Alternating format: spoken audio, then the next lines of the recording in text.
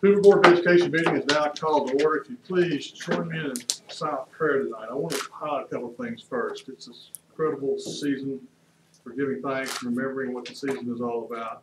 It's also the first night of Hanukkah, days of Passover. So no matter where you come from, no matter what you believe in, it's a special time of year, and let's all give thanks as we pray silently.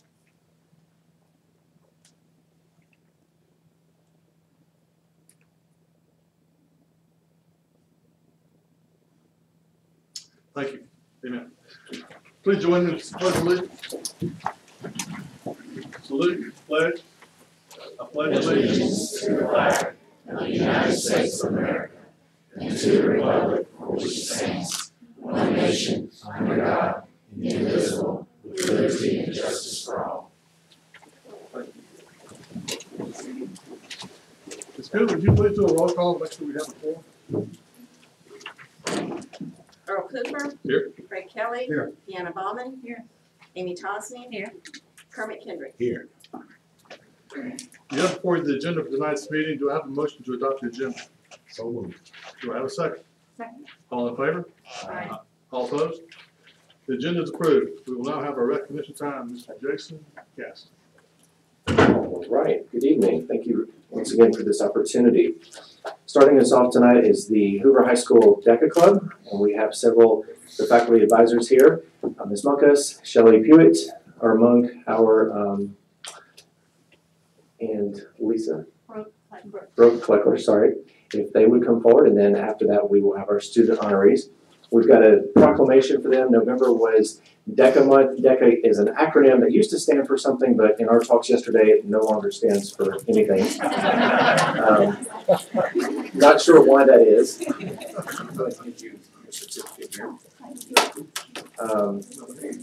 November, as I mentioned, was DECA month. We want to recognize Hoover High School specifically. Spain Park does not have a DECA club. It has had explosive growth in the past 3 years, and it has grown approximately 580%. It hovered around 20 students some 3 years ago. We're up to about 140. So DECA prepares students to become business leaders in finance, marketing, management, hospitality, and they couldn't be here in November again because they were out learning about all of those things. They were in Nashville at the Tennessee Titans Learning Lab. How cool is that?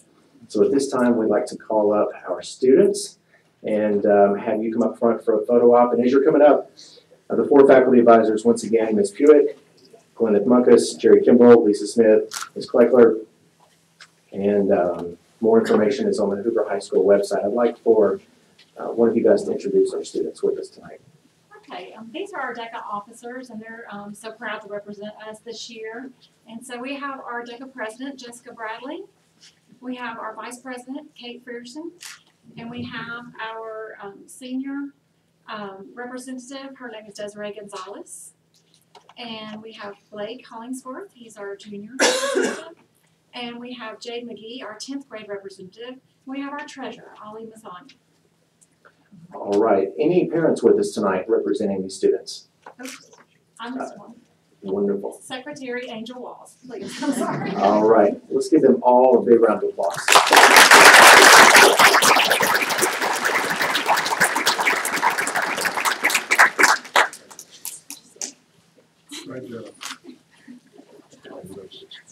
Next up on our screen, Ashley Waring, Rocky Ridge Elementary School. Ms. Waring is a K-5 STEM teacher. She's been designated a CS for All Community Ambassador. CS for All is a national organization. CS, of course, stands for Computer Science. Come on forward. She was the national spotlight for the month of December, and she joins other Hoover City Schools educators, including Nancy McGowan at Shades Mountain and Vinny Chiramonte from Bumpus, and he's here with us tonight for another accolade. And this organization, and correct me if I'm wrong, but they recognize rock star teachers in the realm of computer science, right? So people who are doing innovative things in the classroom. This past week was the National Hour of Code. And as you see on the screen right here, to celebrate Hour of Code, she brought in the 501st Garrison, which I understand is a traveling worldwide Star Wars costuming organization. Movie certified. They have to be They movie? just show up as plastic. Okay, gotta be certified. No copyright infringement there. So congratulations to Ms. Warren.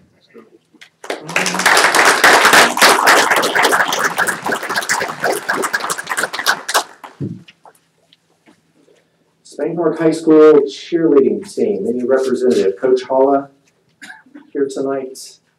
Alrighty. We might save that for next month. HCS, Hoover City Schools Employees of the Year. You'll see on your screen there a picture with Dr. Murphy, Mayor Mercado, and our 3 honorees from this year, if they would come forward. Lead nurse for the district, Vicki Holden, who was our 2017-18 Employee of the Year. And our 2 honorees, Jerome Burks of Simmons Middle School, Tracy Hobson, Coordinator of Operations. Let's congratulate these 3.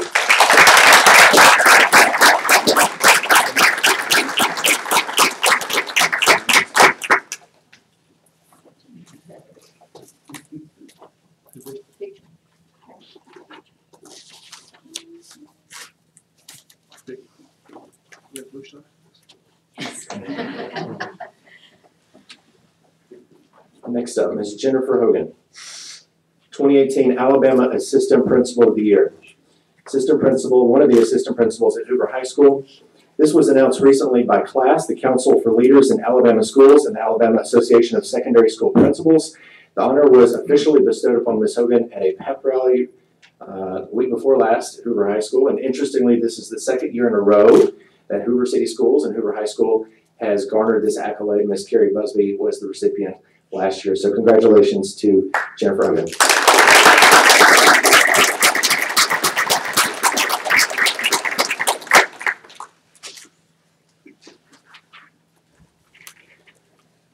Spain Park High School mock trial team.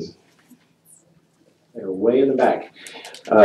Jessica Shaw is the captain, Catherine King, Zach Manry, Andrew Renfro, Lana Henry, Carson Milling. All of these are seniors at Spain Park. They're instrumental in earning the one and only bid given to the state of Alabama to attend the National Mock Trial Tournament this coming May in Reno, Nevada. They did so by winning, of course, the state mock trial tournament. This is the 6th time in the last 8 years that Spain Park has represented the state of Alabama at the national tournament. It's a pretty big deal. Was speaking with Craig Thompson there in the back, their faculty advisor, and we were discussing about how this is not just some small tournament you pay a fee and you go to. There have been Supreme Court justices serve at this as panelists and judges, of course, Sandra Day O'Connor and Antonin Scalia. So these kids are going to the big league. Let's congratulate them.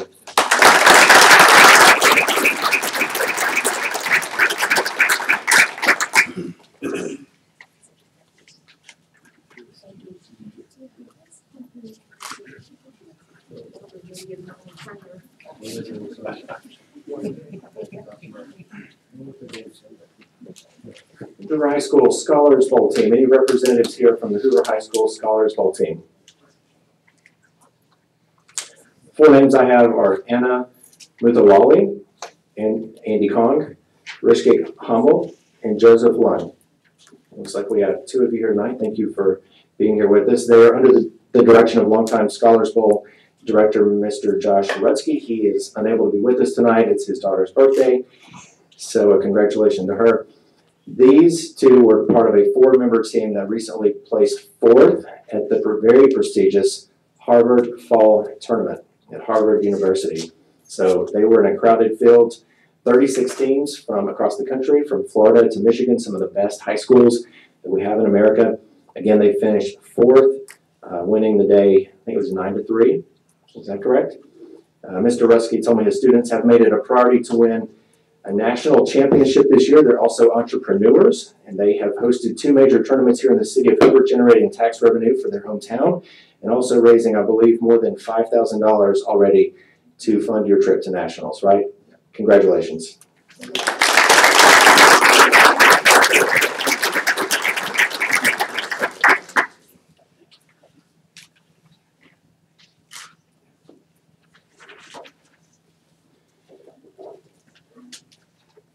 The Hoover Bucks, 7A state football champions. I believe I see Coach Niblett in the back. Several of us had the privileged to be at Bryant-Denny Stadium last week to see Coach Niblett and the guys bring home the trophy, the blue map as we call it, once again. So congratulations, a 48-20 win over McGill-Tulane of Mobile.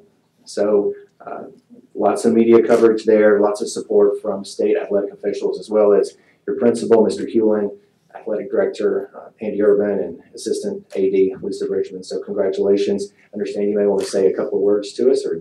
Well, just, praise God. It's what a voyage it was this year, journey, and we did it a little bit different. And to beat, 3 undefeated teams to finish it off was pretty much unprecedented. But I was just proud of our kids, because it's all about our players and our coaches. But probably the thing I'm most proud about is out of 93 varsity players, 11 of our guys have a 4.0 or better. 27 of those guys have between a 3.5 and a 4. 20 of those guys have between a 3 and a 3.5, and we have 11 guys that have a 2.75 to a 3.0. So that tells me that 62% of our kids are a 3.0 or better, and 75% of our varsity players have a 2.75 or better. So, everybody wants to talk about the accolades of football field, but our kids are doing it off the field also, and that's a credit to our administration. It's a credit to our student body. It's a credit to our teachers who do an excellent job. We have an excellent family, an excellent environment, which allows you an opportunity to be successful. So praise God, and most of all, glad to have the opportunity to continue to be successful with these guys. And next year, hey, we'll continue to try to do it again. That's for sure. Thank you.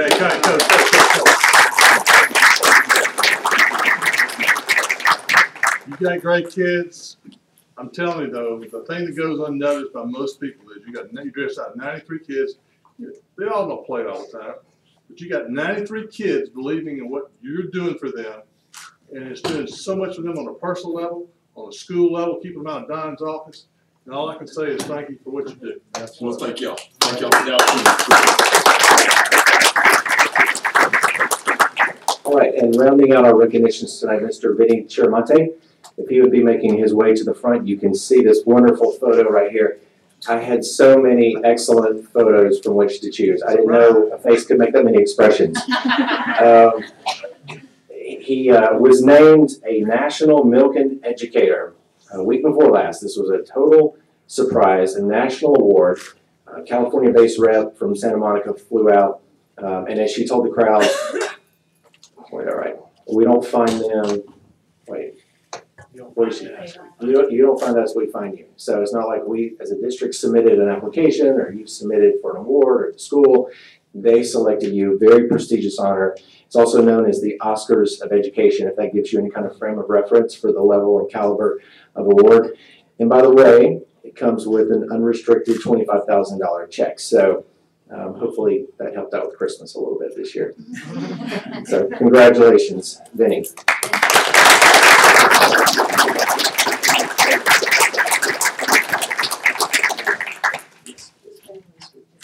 Yes, I believe Alicia is here tonight. Miss Chiramonte, who's a teacher at River Chase Elementary, and their 2 daughters. So if you don't mind standing and waving to the crowd. Wonderful. Thank you. Vinny, one second. Several of the board members went to the presentation. We did get a little bit of notice, but at the last minute, I've never seen that many people from Montgomery, the State Department. State Director, Assistant Director of Education was there. This is a big deal. And we really didn't know when we got there, and we started looking around to see who all was in this building. So this is outstanding. Your passion for our students shows. You'll make me cry. Thank So much. Thank you. It's an honor. Thank you.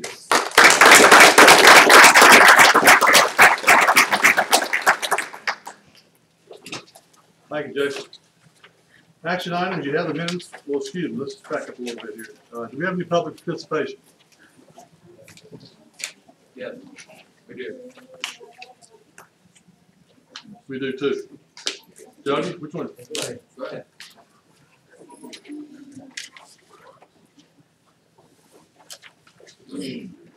My name is Jody Patterson, and this evening I just have some notes that I'd like for y'all to read and hopefully answer a few questions.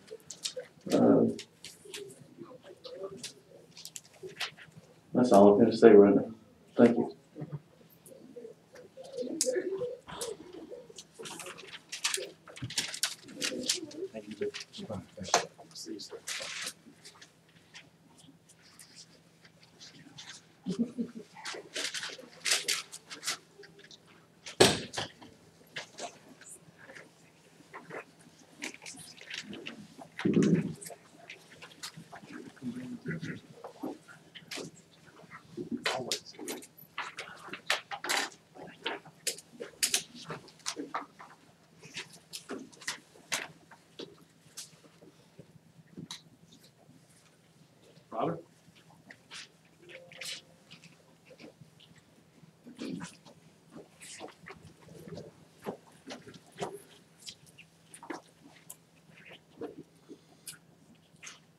Good evening. My name is Robin Schultz, and I am here tonight representing Seeka Hoover, which is a special education community alliance.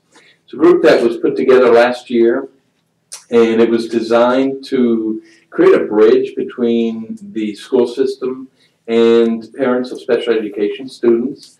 And last week, Seeka Hoover was presented with a proclamation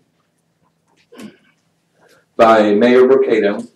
And we would like to pass this proclamation on to Dr. Murphy and Claire Moore tonight. And I'd like to read it if you don't mind.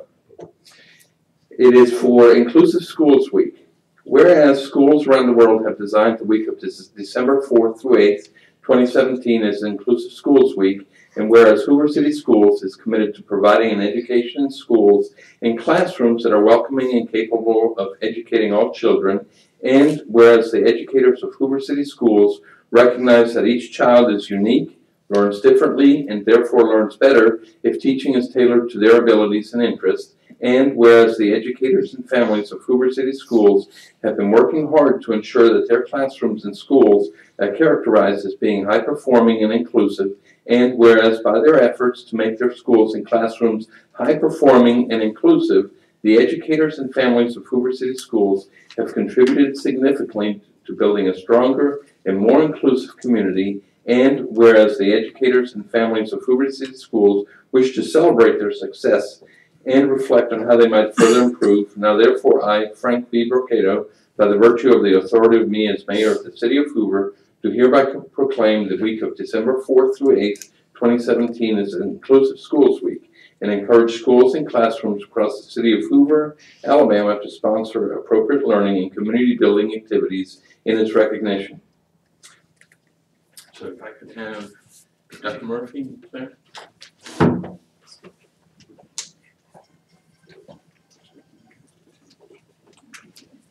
On behalf of Seeka, here is the flag.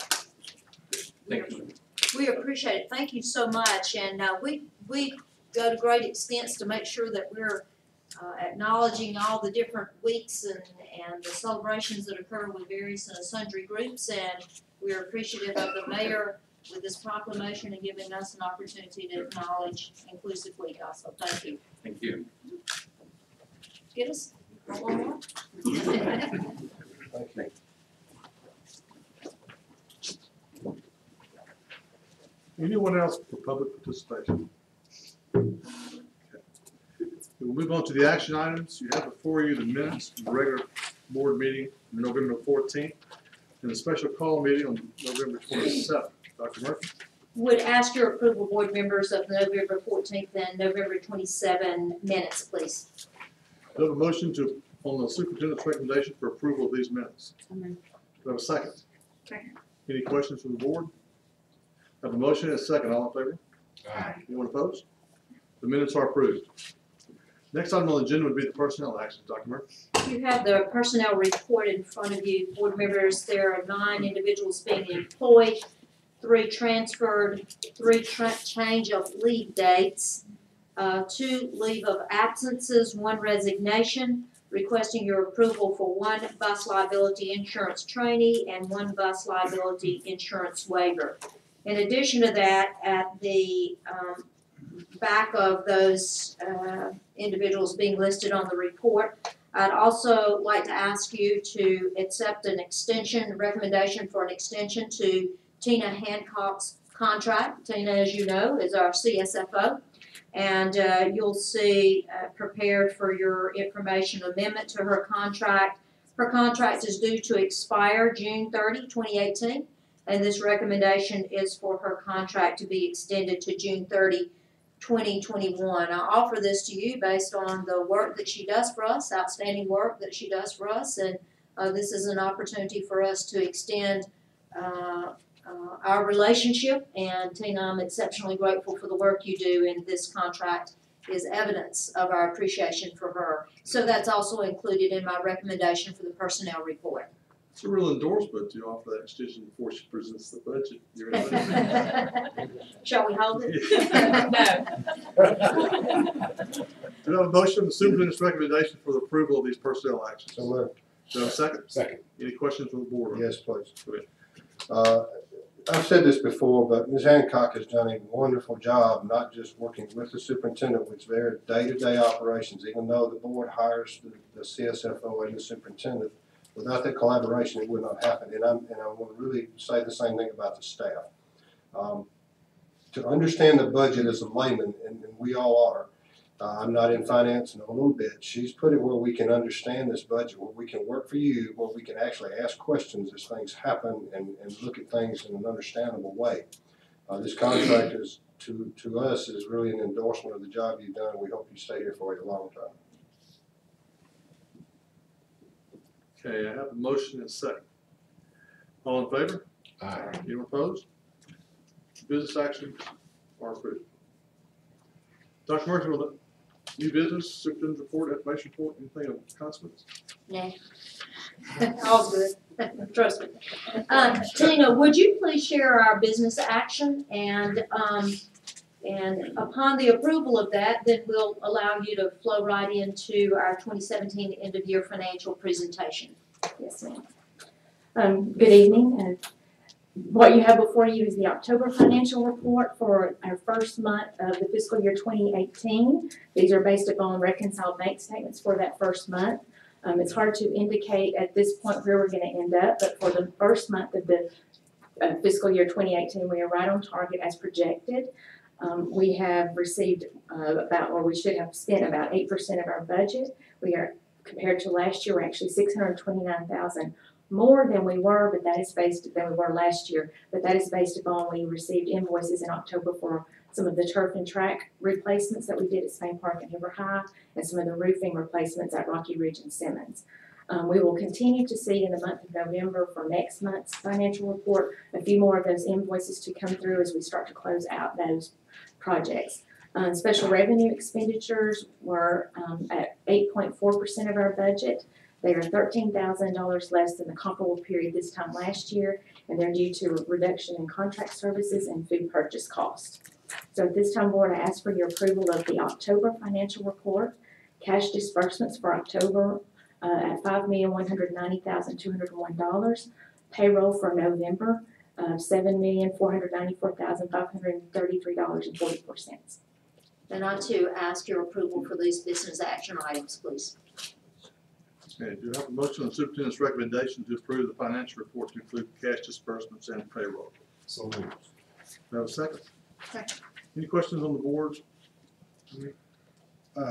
Ms. Hancock, I understand and thankfully, thanks to the city very much for what they've done. They have followed through and it's my understanding that the increased revenues from the city have come forward. The front door fees, for example, I'm assuming they'll be budgeted or are budgeted. They don't show here, but is that true? Front door fees, as we were reported last year when they increased their allocation to us, was inclusive in that $5 million projection. And as I went back and looked, that was included for 2017. We did not receive any other front door fees. It was all included in that $5 million. In 2016, we received $546,000 in front door fees. I happened to be at one of the council meetings when this was discussed, and two different council members, who I believe you were there, commented that this would be in addition to the total $5 million. So I'm sure that we can go to the city and understand that a little better. Yes, when we received the allocation last year, that first part, we did ask that question, and we were told it was included in the $5 million allocation, that was what they approved on their budget. Which is different from what was said in council meeting. Thank you. Okay, I have a motion and a second. Any other questions? All in favor? Aye. All opposed? The business actions relative to the financial report are approved. Thank you. If we could move into superintendent's report, which has Ms. Hancock still at the podium, if you would share with us 2017 end of year financial presentation. And this is for end of year 2017. I gave you those financials last month, but this is where we're just a highlight of some of those things. As you will see, as comparing the different fund balances all the way back to 2012, in 2017 we ended with a fund balance of $120,995,000. So we are back up on target as we were in 2012. But as we have all talked about in the previously, we had some unusual transactions in 2016. We had $9.1 million given to us from Jefferson County Commission for their refunding of their bond, and then we also had some funds left over from the sale of Old Berry of $9.1 million, which is projected to be spent on some other capital projects as well. So with that, $18.2 million of that increase in fund balance is not something that's going to happen every year. That's just something that happened in 2017. So looking at the general fund, looking at our budget to actual revenues for local revenues, we saw an increase of $11.8 million for 2017, and then you compare it all the way back to 2012. And again, this is just local revenues, and this would include sales tax, city county allocations, which would include the Jefferson County allocation that we received, the ad valorem tax, and so again, this was just the local revenues that we saw an increase, and again, that will not happen every year. Looking at our sales tax, we did see a bit of an increase from our sales tax. We budgeted for 2017 $1.5 million. We actually saw an increase of 1.6. When you look at years past, it was really only an increase of about $5,000. We did under budget that a little bit just to be conservative, because you can see there's been some fluctuation over, it's kind of increased over the years, but when you're only talking a small increase, which was, you know, from budget to actual of 180,000, we try to be a little more conservative with that. The ad valorem tax, we have continued to see a growth in that in the last few years.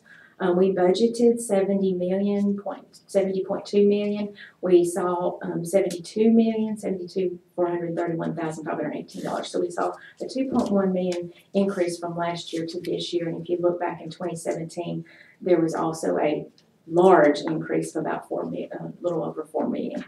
So that's starting to drop off, and we'll continue to watch that. And as we know, based upon our local economy, some of that should continue to grow, but when we look at our sales tax, we're probably going to see that staying steady. So an overview of the general fund expenditures, and this is just based upon budget to actual and the differences. You will see that there's a difference in salary of $1 million. Why is there a difference in salary? Because we try to budget based upon what growth we may have, because we may have to hire more teachers based upon enrollment. So we always try to budget more teachers than what we may need, just in case we have to go back and hire based upon growth. And we definitely had that already for 2018. You look at operations, some of those we saw a $2.2 million difference that we did not spend. Some of those are projects that we just could not get done in 1 year. So that will carry over into 2018, and we'll try to get more of those done. Pretty much everything, there wasn't a huge increase. Substitutes, there's a pretty good increase or decrease in that from what we budgeted. The reason being is, again, substitutes are hard to project, so we always try to budget more.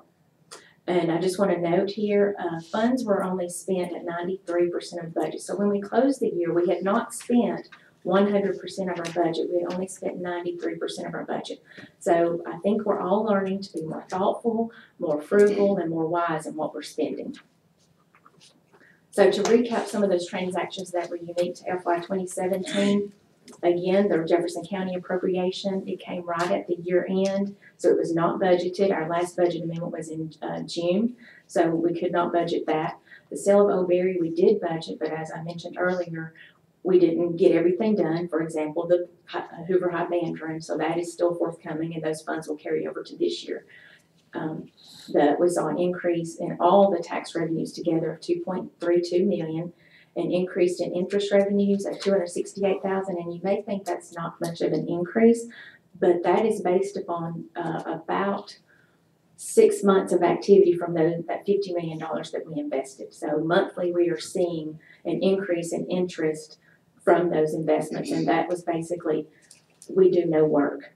The bank does everything for us. They reinvest those once those are due, because they're short term, and you know, if we don't need anything, they just reinvest it. So that basically is just the bank letting our money work for us and taking care of that for us. The difference in the general fund budgeted versus actual expenditures, again, I just mentioned we only spent 93% of the budget. That was a difference of 3.42 million, so that increased, that helped our fund balance as well. So those were just some things that were unique to 2017. We will continue to see an increase in that interest revenue because we continue to reinvest that, because so far we have not needed those funds. And I hope we will see that we are still being frugal with our funds at the end of 2018. Overview of just the capital outlay fund, we budgeted 3.6 million. Buses, you're gonna see a difference of 990,000. The reason being for that was not that we dipped into our budget, that was carryover funds. If you remember back in 2017, 2016, fiscal year 2016, buses were ordered, but it takes several months to get a bus, so we did not receive that invoice until 2017. We paid for that invoice with those funds that carried over from 2016, so we actually really didn't dip into 2017 money. Building improvements, we only spent about 653,000. Again, that was just projects that we did not do, and as we just mentioned in the October financials, some of those projects we're still receiving invoices on in 2018. The special revenue fund, again, most of the special revenue fund, as I've mentioned to you before, is restricted. It's basically money in and money out because you're required to spend it in the year that you have it. We do get a little bit of carryover money if we don't spend everything. So I basically just highlighted the child nutrition program revenues here. We saw a slight decrease in breakfast sales. Again, because we're doing breakfast in the classroom, and it's not necessarily it's a coding thing on how you code that. The child nutrition program expenses, you will see a decrease in salaries and benefits. Melinda Bonner has done a great job with attrition as people retire or resign from those positions. She only hires back what we absolutely have to have, and she's been very thoughtful about that. So we've saved some money there. And then purchase services, she has been very frugal and thoughtful about her expenditures there. And that's pretty much all I have for the year-end financials. Are there any questions? One quick question. Yes, sir. With the increase in interest, the interest revenue that we receive, is that a net number of fees charged by the bank? Yes, sir. Yes. Actually, right now, there are no fees. Okay. So it was a really good deal. And then the 7% that we don't use of the budget, what happens? It carries over. It goes into that fund balance, and so it just carries over until the next year. We call that our reserve. We try not to touch that reserve. So when you look at financials now and the budget for 2018, you will see us trying to live in just the revenues we received in 2018 and then what we spend. We only spend or try to hopefully only spend those revenues. But again, because of the Hoover High School band room, we will have to dip into that reserve for that. And then whatever, all the things that we're going to do to River Chase. Thank you. Thank you. Couple things, Tina. Yes, sir. I always point out that this budget thing is a living, working document that's just a point in time every time you present it. And Yes, sir. things change. Certainly the $18.2 million or whatever it was in terms of variation in revenues. Some of it you can predict, some of it you can't. Okay, so we were under budget, if you will, $3.4 million in the general fund budget. Right. And people say, well, you cut all these people. You don't really know. I mean, there's an ebb and flow in all of this thing. It's for anybody to expect the superintendent or anybody else to get this thing perfect every day of the week or every month of the school year. It's just not going to happen. And so I think we've done a marvelous job, you and Dr. Murphy and staff, in managing this thing to where it is. And yeah, maybe there's some adjustments that have to be made to make things a little bit better, a little bit smoother, or a little bit more robust. But so far, you guys are doing a marvelous job looking into it. Thank you. Well, one more question. Okay. Just one more. It's my understanding that there's been no loss of revenues from any of the tax categories due to the $20+ million worth of tax abatements and incentives given for economic development purposes. I'm not smart enough to figure that one out. Can you confirm that for me? I have not actually checked into that, and I don't know exactly how far that goes back. I've seen that so far, just on our revenues for just, as I mentioned, local revenues, we're seeing, you know, a slight increase. 2016 was a little bit more of an increase if you go back and compare all the way back to 2012, but right now I'm not seeing a decrease in that. Yeah, they probably haven't kicked in yet. I just don't know the mechanism or the process for how you or me or how anyone on our side of the fence would look at that and how those cash flows go. You know, once the taxes come in, or especially the ones that are abated, how do you account for those? How do we know? I mean, I guess that's what I'm saying. We do receive from the State Department at the end of every year, every fiscal year, because we have to turn it in with our statements. It's basically what the percentage that we receive, and it doesn't tell you how much they're going to collect. It just tells you what percentage that you're allocated to get among, and for us, it's among, you know, Shelby and Jefferson counties. Yeah, it's the percentage of what Exactly. is collected. It's kind of the mystery of it all. Exactly. Let me ask Whit, if I might put you on the spot. Can you abate the portion of monies that are set aside for school taxes? Not through traditional channels. There have been some abatements that are statewide abatements. For example, I think, and others may know more about this, but I think I recall that like the Mercedes plant, for example, had a special package of abatements. But typically, when a city abates taxes, the normal way, I'll call it that, you can't abate the education taxes. You can only, or some of the education taxes, if they're, it depends on constitutional authority too, but you typically, like for example, I represent a city, and when we abate taxes, we can abate up to a certain amount, and then there's an education tax. There's a bucket of education taxes you can't touch unless without permission of the local board of education, and needless to say, those usually don't get touched. So it's nice. It's nice to know there's a little security blanket there that the city doesn't just go and abate taxes that for schools willy-nilly. They can't do that. Not supposed to. Does that help at all? Hope so. Ms. Hancock, our loan collection should increase as, for example, the project 0150 comes online and the appraisal goes up, and it's already, I guess, on commercial, but it'll, because of the structures, we should collect in arrears when that's completed, I would think, an increase. Yes, and I'm looking for that in 2018. Okay, thank you to our city for continuing to help. Absolutely. Thank you.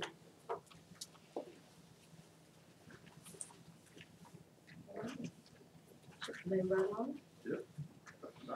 Yeah. Dr. Dotson, if you would just bring us up to speed on A through F report card. This is a moving release date. It's gonna be released, no it's not. We're gonna push it a little bit further and it's gonna be released and no it's not. Would you just help us kind of wrap our heads around where we are right now? Yes, continuing the theme of things we don't understand. The state was scheduled to release the AF report cards, I believe, this week. And when this item was placed on the agenda, it was with the expectation that would be the case, and to explain how they have changed the parameters since October. And however, in the last week, they have made further changes and have pushed the date off to January. So we still are not fully cognizant of what that structure is going to be. What I want to assure you and the public is there's a lot of questions going around the state, a lot of conversation about this. Nothing about the student results has changed. The students passed and made the scores that they made. The students graduated and got their diplomas at the percentages that they got. None of that has changed. What is changing and in play is how the state chooses to represent that information statewide, comparing school system to school system and area to area. So we still do not know at this point in time exactly how the categories will be weighted, what those categories will constitute, and what the report will look like. It'll likely be released under the title prototype. It'll have like think of a big draft stamp on it. When it is released, it's likely that there will be 2 report cards released because the federal requirements are different from the state requirements, and it's going to take some time to reconcile those differences. Beyond that, that's all I know, Dr. Murphy.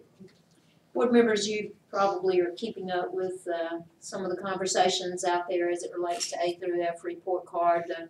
The troubling thing is just not understanding the metrics at this point. For our students, we hope that whenever they get a grade, it doesn't come as a surprise to them. Yes. Hope it doesn't come as a surprise to their parents.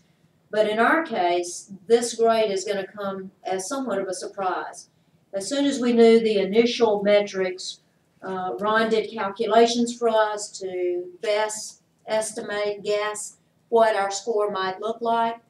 The metrics then changed. We went back to the table. Ron recalculated to see what that was going to result in, what grade. And it seems to be under review again. It's my understanding, though I can't necessarily affirm this, that some of the earlier runs of the initial iteration of the A through F report card only had one school district in the state with an A score. And if that indeed is accurate information, something's wrong with that scenario to suggest that only one school district in this entire state would be an A. So there is a lot of work going on in Montgomery. Dr. Ed Richardson has a number of superintendents on an advisory council with him, taking a look or continuing to look at this matter. It just is perpetually moving on us. And we just want to keep you posted. We want to keep our public posted. We don't want our grade to come as a surprise to us. We'll do our very best to stay in front of trying to calculate it, but when the metrics keep changing, it's a little difficult to stay in front of it. So we'll do our very best work to keep you completely informed as to what this is looking like for us as we move forward. The question I've got about this, and you guys probably can't answer this, but it's like moving the shell out of the coconut. Yes. You just keep moving it around, and eventually it'll stop and say, well, there's the shell, okay? So if I'm a parent sitting out here, and you got this, what to me is almost subjective criteria that you throw out here to get a letter grade, because everybody loves letter grades or numerical scores, so they can lock into that. What's my takeaway as a parent? Yeah. I mean, what does it really mean? When the meaning changes as much as it's changing now, that's kind of you know, I was talking to someone yesterday and I used the analogy of when we took classes in college, we were given a syllabus, told us what counted for what, and if we did this and we did that, we could generally expect to know what our grade was. In this case, it's like we were given a syllabus. We took the class. The 2016-17 school year was our class. We finished our homework's done. We've taken all the tests. We did all the projects. And now the teacher is saying, wait a minute, I'm going to change the syllabus. The homework was going to count 10%. Now it's going to count 30%. Those projects that you did, they're not going to count at all. And so that's kind of how it feels, is that, you know, the work the work is done. The school year 2016-17 is over, and the teacher is changing the way the grade is calculated. Which board members is why, as you look at the strategic plan that we have, we talked about not waiting and depending on the state to determine how we determine our accountability. So I think it's incumbent upon us as one of the finest school districts in the state. We need to determine how are we doing academically? How do we substantiate our achievement? What is our measuring stick for that? And whatever the state asks us to do, we're compliant. We're going to do the things that we need to do, but we need to stop relying on others to tell us what accountability looks like. And as you look at our strategic plan, one of the things that Ron has in the section specific to academics is we want to begin to own our accountability, and we need to design an assessment tool, not just a one-day test and how did the kids do, but what should be the criteria, what are the benchmarks, and how do we say to you as a board, we are successful and let us show you why we have concluded that. And yes, we'll play fair with whatever else the state or the federal government has as expectations. But it's time for us to own our own accountability. It's time for us to design something that makes sense to us as a community about how we assess ourselves and determine our success rate for our children. What do your peers in the State Superintendent Association say? They have the same sentiment about the the mystery of all this? Yeah, obviously, our school district is a part of District 5 superintendents. And Dr. Simmons and Dr. Dotson sit in those meetings with us, and I can certainly tell you that has been the predominant topic of discussion for the last several meetings that we've had for several months. This is the primary conversation that we're having. We all want to get it right. We all want to be able to show evidence of where our children are in real time. It's just very difficult to do it under the metrics that currently continue to shift on us. Do we know what it's compared to? I mean, whatever your A to F grade, is it compared to the people in your district? Is it compared to people in the state? What, I mean, your grade, letter grade, whatever it is, what is it compared to? As I understand it now, it is simply an arbitrary determination. It's a statewide scale, but there is no distribution of grades. They're letting the numbers fall where the numbers fall, and then just keeping the scale where it is. That could change tomorrow, though, Mr. Kendrick. It's that volatile right now. Thank you. So trying to stay on top of it. Thank you. Ron does a great job of trying to stay on top of that. Like herding cats. We have a presentation from our city regarding Stadium Trace Parkway Intersection Improvement Project, and Mr. Tim Westhoven, and I do see Alan Rice is here, and so I defer to you, gentlemen. Thank you. Well, thank you. I appreciate you allowing me to be here tonight. As you know, the city is working on 2 or 3 different projects out by Hoover High to try to improve traffic flow in that area. One of the major projects that we are working on is the improvement of the intersection of Stadium Trace Parkway at Learning Lane and Brock's Gap. That project is nearing the point where we can let it to construction. At this point, we're now acquiring what little bits of right-of-way we need to make those improvements. One of those small amounts of right-of-way is from the Board of Education. You own a little piece of property.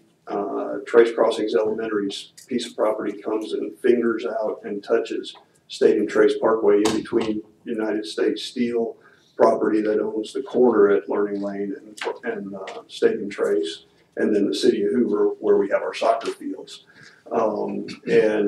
It is our intention in this project to construct a northbound right turn lane on Stadium Trace Parkway as you turn right into Learning Lane. Hopefully you can see that in the documents that I've presented. The taper for that right turn lane kind of nips the corner of your property, and we need about 500 square feet of property from you. And there's 2 different documents I've given to you. The first one is an acknowledgement of donation for that right of way. We would hope that you would donate this property as we are trying to improve the traffic flow primarily for the schools. And then the other is the actual deed itself, and I think hopefully your attorney is reviewing that for appropriateness.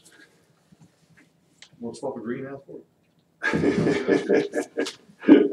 I'll improve an intersection. How's that?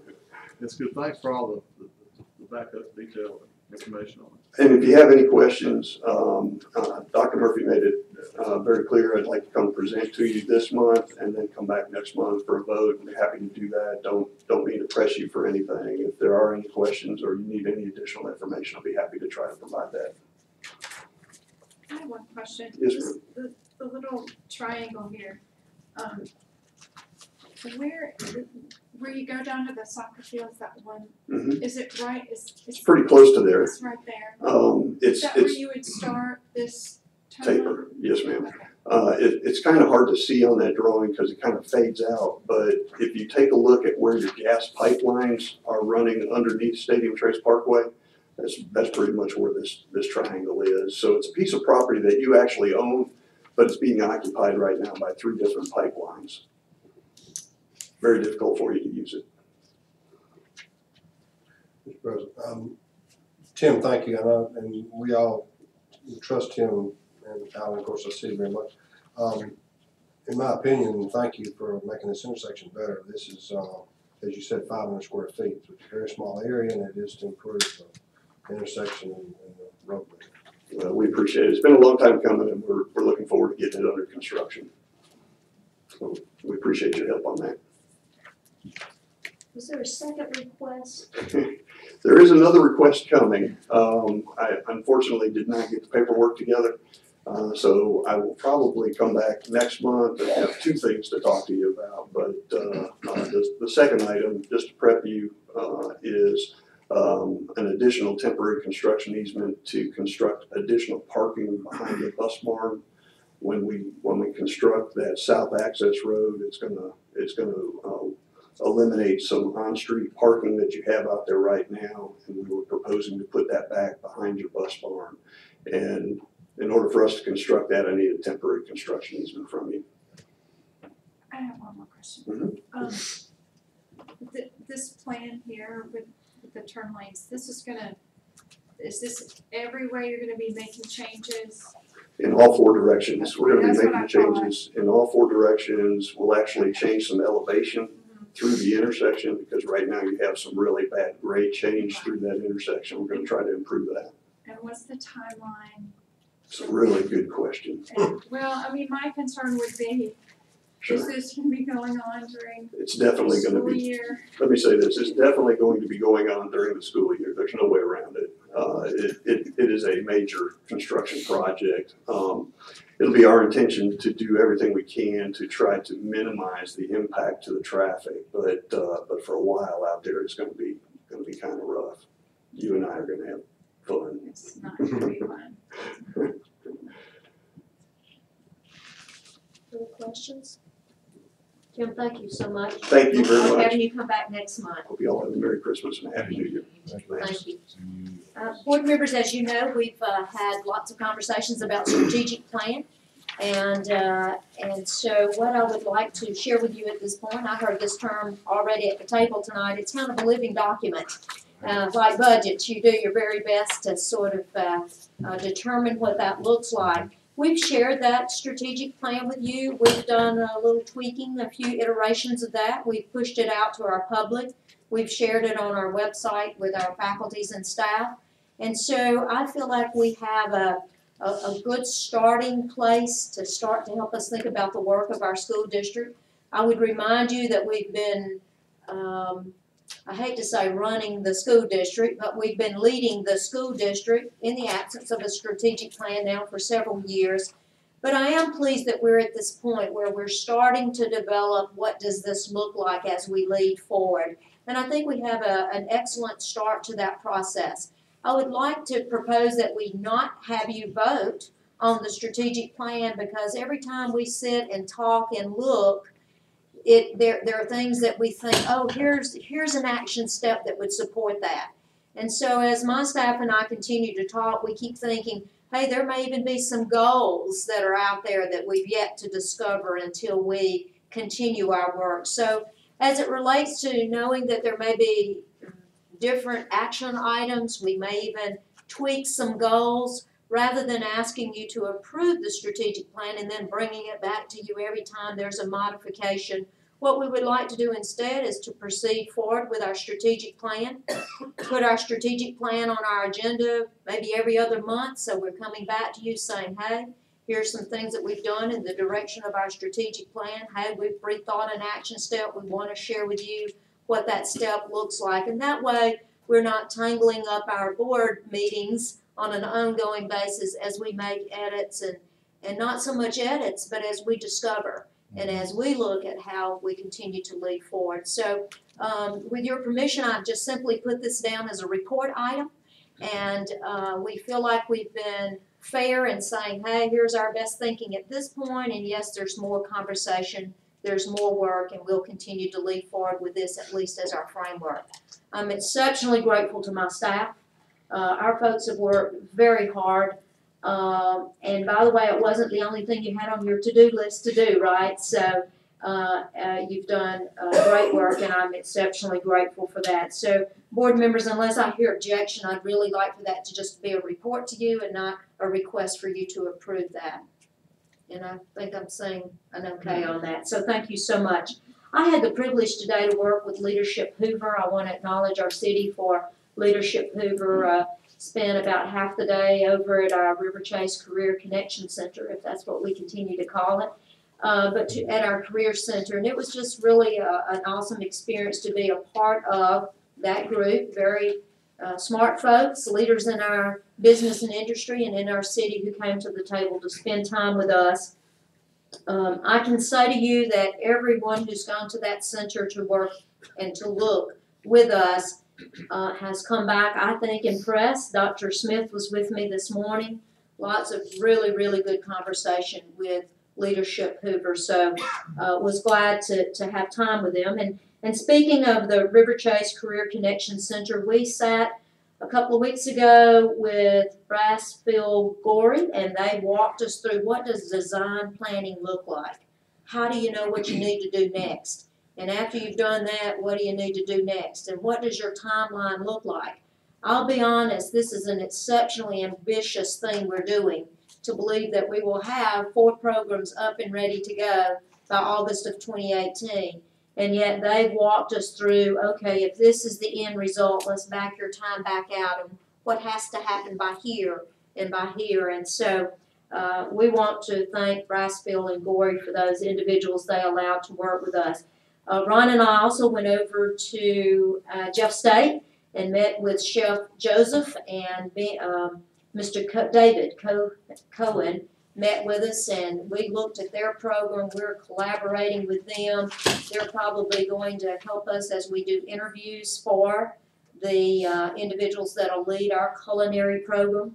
We also met, I believe, on Thursday or Wednesday with the State Department, Mandy Nichols with the State Department, and Alan Rice was with us, our fire chief was with us, to talk about the fire academy, the fire college. And we're excited about that. So at this point, board, what we're looking at is the startup of 4 programs, those programs being the culinary arts piece, would be the fire college, fire academy side, collaborating with our city. We also are going to work with skills trade, building construction, I guess I should say. We're still trying to decide which of those programs to start with. Do you start with HVAC? Do you start with framing? Do you start with electrical? And we're still trying to work with business and industry to determine which are our best startup programs. And then lastly, we're hoping to take our computer science to the next level. Not just basic formatting, but actually coding and taking that to a higher level of processing for our students. So right now, that's sort of where we are. We continue to have great conversations. We actually borrowed the brains of several folks who've spent their life in career tech at the State Department. We have them in the building with us this week to talk about next steps. So I just want you to know that we're being exceptionally thoughtful about what are our next steps. How do we make this a reality? We have a building. We've actually talked about an architectural firm to work with us to do redesign and renovation in that building. So lots of work happening, and I couldn't be more excited about the possibilities for our children. We're going to have some opportunities available to students in our school district, opportunities that have not existed in the past for our children, and again, our staff working very hard toward that end. I want to mention Advanced Ed. Deborah Smith, Dr. Smith, is leading our Advanced Ed charge, and that's going to be short order coming up, Dr. Smith. And through the Advanced Ed process, we'll be doing some culture and climate surveys, and I'm excited to do some culture and climate surveys. We did some pride surveys a few months ago. Matter of fact, Jody just reminded me about those surveys, and one of the things that we determined is that we had inadequate student responses. We didn't really get enough students to respond to really give us a pool that we needed. And the other thing is based on some of the things that we know are troubling our young people, they didn't acknowledge nor confess to some of that. So we didn't really feel like we had substantial data because of the number of responders, nor did we really feel like, based on what we see in our community, we really had students sharing truthfully in all cases. And so I am excited about the Advanced Ed Culture and Climate Survey and all of the other work that'll go behind us, making sure the school district stays accredited. And that review team will be in, what was that projected date? February of 2019. So February of 2019, but there'll be a lot of work that'll start happening now as we get ourselves ready for that. We've met with or had conversations with Advanced Ed. They're coming in to give us some support, give us some training. We certainly don't want to stumble or bumble when it comes to accreditation. It's so important for our students and for us. And then lastly, YMCA, our attorneys are working with their attorneys. And we're working through some language, and I will bring back to you, hopefully in short order, I would think that would be in January, an agreement and ask your approval for an agreement between the YMCA and the school district. We know it's important to our families that we do that as soon as possible so that they know what does child care look like next year for their children. We just simply couldn't get all the right people in the right room to get that back to the table, though I had said to you we would do that. We just simply couldn't make that a reality. So that should come forward, I'm thinking, in January. And that's what I have for you as far as updates. Yeah, we're just kind of bored around here. Not much to do. Christmas present get out at 6:30. Yeah. Any questions about the information reports from Dr. Murphy? Great. Next regular scheduled board meeting will be January 16th, 2018, here at 5:30 p.m. Nothing else, we stand adjourned. Doing